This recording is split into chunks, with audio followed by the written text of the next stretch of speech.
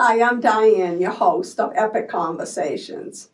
And today we're back again with David McClure, and we're talking about leadership. We're so glad you could join us. We're going to talk about safe harbor. And we were talking off camera, and I'm thinking, is that anything to do with a boat? Not really. It has something to do with the team, when you do with the team. So you're going to enjoy this episode.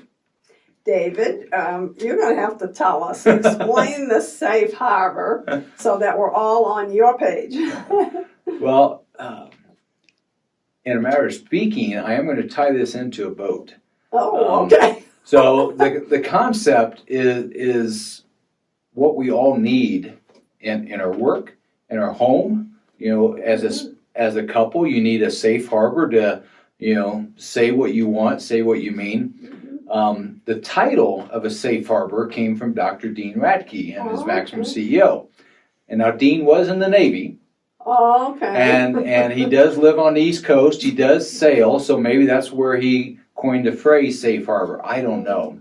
But if you check out his Maximum CEO, you'll hear all about it, and I'm just going to scratch the surface here. Mm-hmm. So a safe harbor is just that. When you bring your boat into the harbor, especially if you're on the coast where you get the oceans, that you bring it into harbor, the water calms. Mm-hmm. You don't have to worry about the boat being sunk or the ship being sunk, depending on how large it is. And so a safe harbor is just that there may be a storm raging outside, and some of those rough waters are going to come into the harbor, but you also have to know that the boat's not going to tip over. Mm-hmm. And so a safe harbor, the reason it's so important in your home and in your organization as a leader is you need everybody on your team, and they need everybody on their team, and you just go right down the line, but everybody has to feel safe to say what they think and to say what they mean, because it just helps everybody to move forward. Because if you walk out harboring ill will because you wanted to say something, but you're like, they won't let me say that in there.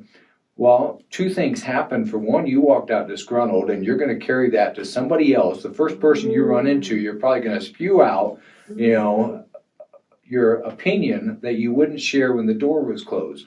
So a safe harbor has to exist. Now, a safe harbor doesn't happen overnight. Just like if they build a harbor for ships to come in, it takes time to build the walls and that to protect it from the ocean. Mm-hmm. So it does take time, but if you can take that time, and I say you have to take that time to create that safe harbor, then it is going to exponentially, what's another hard word? Oh, that's good. I like that. Speed up multiple things. Mm-hmm.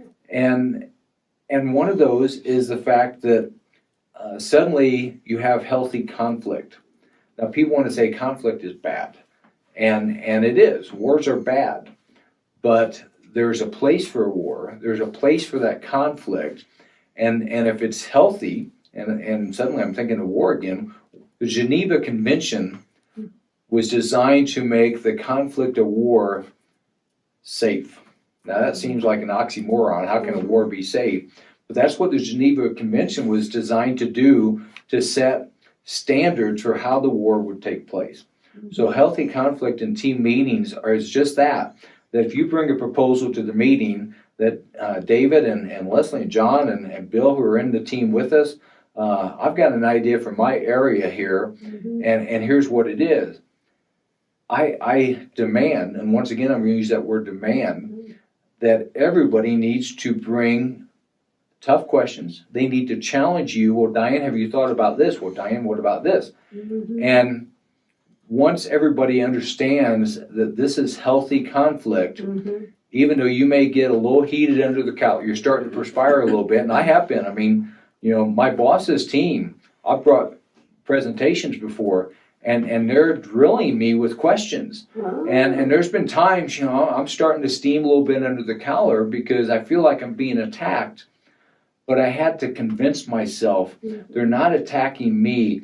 They're trying to take my presentation and break off all the rough edges to see if it really is a good idea. That's good. And that That's safe helpful. harbor is what has to be there for those things to take place. It's almost like they have to agree or buy in or understand or comprehend your idea to see, is this gonna flow? But they have to in order to be on the same page with you. So you got the creative idea, right? And you presented it, and they're asking questions they're trying to like put pieces together of a puzzle in their brain, maybe, and say, okay, oh yeah, I think that might work. Yeah. Is that what you'd say? It is. And the reason why that's so important is, okay, I present the idea and I bring the concept behind it. You all help make it a great idea, because if I take that to Andrew Womack, who's the president of our organization, he doesn't want to hear a rough draft idea. Right. He wants to hear a solid idea. And so that team is there to make that a solid idea, to decide, does this go up line, or does this go on the shelf for later, or does this end up in the scrap pile because it really doesn't match up with the direction the organization's going? Exactly. And in order to accomplish that, is this going to match? Here come the questions. Here come the challenges. Well, what have you thought about this, David? And hopefully they may have added value to your idea through this healthy conflict. Exactly. So now we're going to take that safe harbor another step further.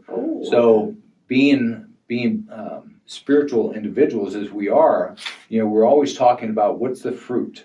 What's the fruit of X? Well, a safe harbor to me has three very clear, distinguished fruits, and that is it creates healthy conflict. Okay. Because at the end, no matter where you are in life, you're going to have conflict. So if you can figure out a way to have healthy conflict, it's just a good thing. The other thing is it grows all the parties. As soon as you start to participate in the safe harbor, and participation it means you bring the conflict to my idea. You bring the hard questions that maybe I haven't thought of, or maybe I have, and you bring the question, but I have the answer. That's good. So suddenly, you are growing in that area of healthy conflict and confidence in yourself. So if you bring the idea and I'm bringing the hard questions to you, it can kind of rub you the wrong way at times. But if you realize that I am for you and I'm not against you, then suddenly we take that idea and we figure out that's a great idea, or no, that just doesn't line up. But the other thing is it grows your confidence.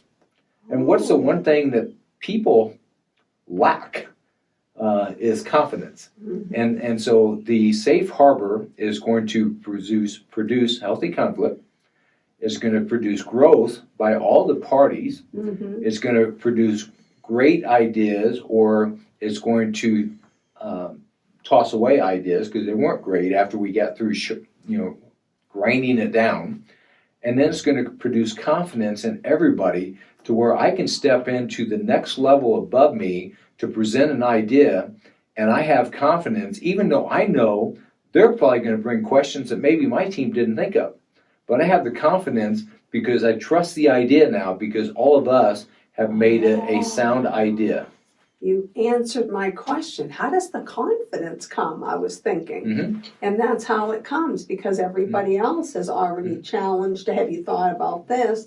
And then you have confidence to bring it up to another level. You have confidence to bring it up. You have confidence in your ability now that I can stand there in front of the board and get peppered with questions.